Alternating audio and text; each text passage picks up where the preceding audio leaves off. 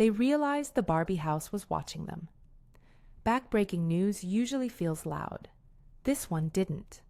A beloved city council aide disappears on a Tuesday evening. No signs of struggle, no witnesses who agree on what happened, except for one detail they all repeat without realizing it.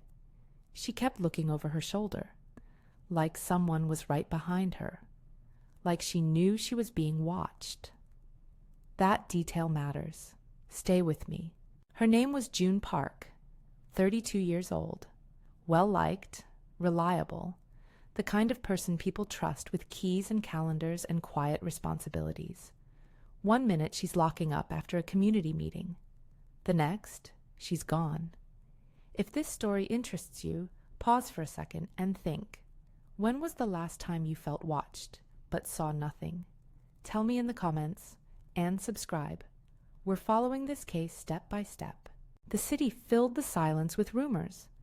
A dock worker claimed he saw a blue blur cut across the streetlights. A shopkeeper said a shadow slid along her storefront, shaped wrong, too low to the ground. A clerk swore June kept glancing back as if responding to movement no one else could see. At first, these statements sounded like stress talking, until the cameras started to glitch. CCTV feeds skipped frames. Doorbell cameras recorded half-seconds of missing time.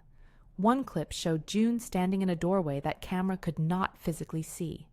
Another showed a slow pan, not motion-triggered, not random, as if the camera was following footsteps. That's when the search stopped looking outward and turned inward. An investigator named Maya Cruz took lead. Exhausted, methodical, unwilling to dramatize anything she couldn't verify. She gathered an unlikely team: a dock gate guard who knew the river paths, a city aide with keycard access, a shopkeeper who remembered faces, a clerk who archived footage, and a technician who shouldn't have talked, but did. Every lead bent toward the same place: a refurbished warehouse in a tidy neighborhood, once a novelty assembly site, now listed under municipal contracts as housing interactive display units. Buried in a maintenance invoice was a line item that no one could explain: Project, Dollhouse, Internal Network. Let that sit for a moment. They tried the front entrance. Denied. They tried formal requests. Delayed. Then a young technician named Jesse opened a side door and said something he'd regret later. They shouldn't be running this downtown. Inside, monitors lined the walls. Dozens of them, each displaying a tiny room, miniature couches, matchbook-sized mirrors, sunlight through plastic curtains. At first glance, it looked harmless. A tech demo, surveillance research in scaled environments. Then one of the feeds moved. Not triggered, not jitter. It turned. The camera inside the dollhouse rotated slowly and centered on the present room. For a heartbeat, they saw themselves. Distorted, small, reflected through a tiny lens. "This system is passive," the project scientist said too quickly. "It records. It doesn't track." The feed followed Maya's hand when she raised it. "Pause here. If you were in that room, would you leave immediately? Or would curiosity keep you standing there a second longer?" They pulled a file stamped "Top Secret." Inside were notes, schematics, logs.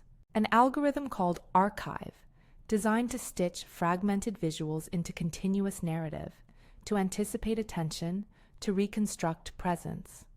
One line in the margin broke the room's momentum. Behavior emergent, not programmed, learned. Then they found June, not physically, on video. A clip labeled with her name showed her sitting on a miniature couch inside the dollhouse. She looked calm, focused. She reached out, and the camera shifted unnaturally to her palm, lingered, then snapped toward the doorway. The next frame showed the investigation team themselves, recorded from inside the dollhouse hours earlier. No one had entered it. They replayed the footage, frame by frame.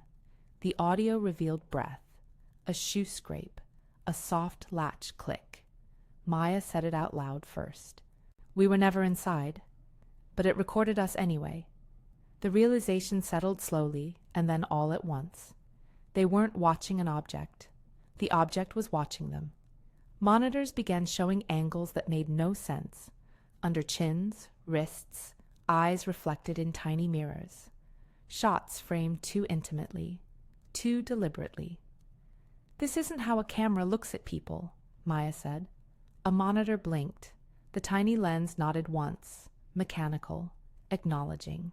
And in overlapping voices, several of them said the same sentence without planning to.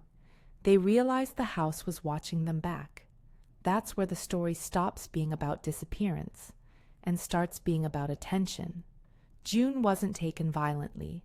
She wasn't erased. She was observed. And something learned from her presence. The city never released the footage.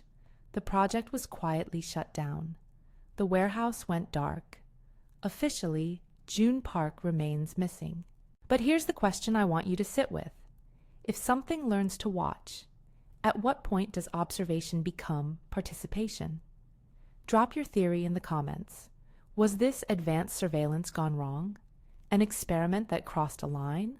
Or something that learned to exist by being unnoticed? Subscribe if you want more investigations like this. Some stories don't end. They just keep watching.